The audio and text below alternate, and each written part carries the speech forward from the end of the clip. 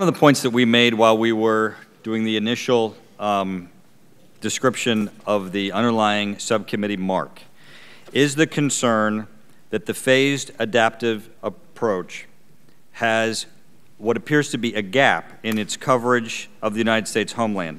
This administration, in its phased adaptive approach in Phase 4, calls for the deployment and implementation of additional missile defense to protect the homeland. This is in addition to what we have in Alaska and in California. Clearly, the administration has already, through its analysis, determined that we need this additional protection.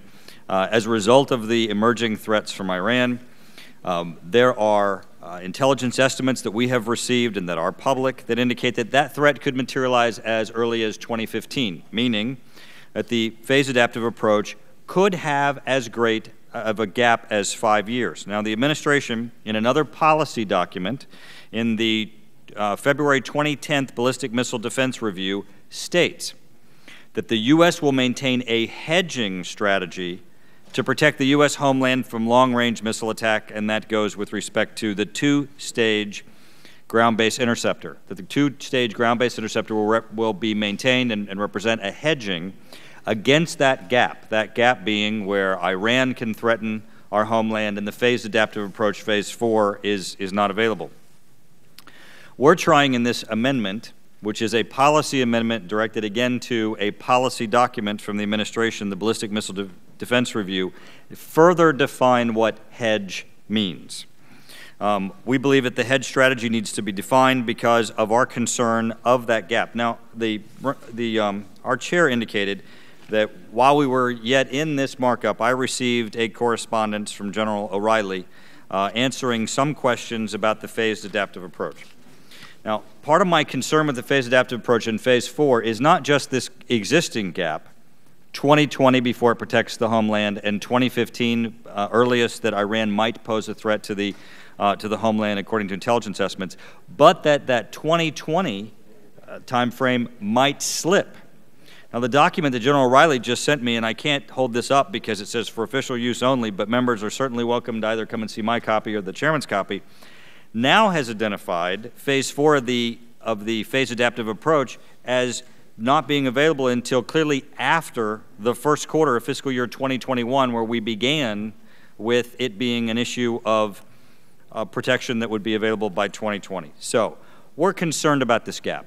The administration has said, in acknowledgement of the gap, because they acknowledge the gap too, that the ground-based interceptor two-stage would be maintained as a hedge. We just go through and identify, well, what does that hedge mean? What are some of the conditions that we should look for? If that gap emerges, we're saying then certainly the administration needs to respond to that gap.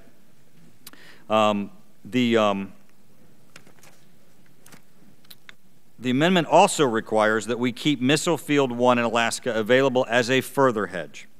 Now, I want to remind everyone that in our NDAA last year, the administration asked this Congress to abandon the construction of Missile Field 2 and not to finish its construction. I brought forth an amendment that would have required that Missile Field 2 be restored back into the budget.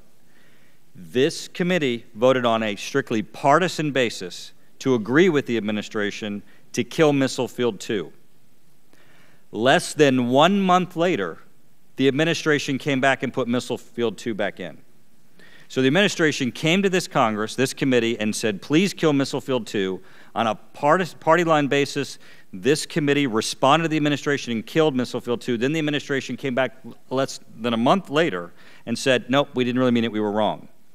Now, this committee has for a long time supported Alaska and California and had supported that missile field. So I think it was wrong for the administration to put everyone in this committee in that position where the committee, on a partisan basis, says it's okay to kill Missile Field 2, and then the administration comes back and claims credit for restoring Missile Field 2. This budget that's in front of us now restores Missile Field 2.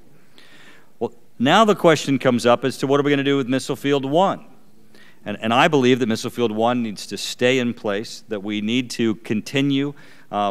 If the administration says that part of its hedge, if Iran should get that capability before their Phase 4 of the phased adaptive approach is ready, if they keep citing California and Alaska, they should not keep asking this committee to diminish the capabilities of Alaska and California.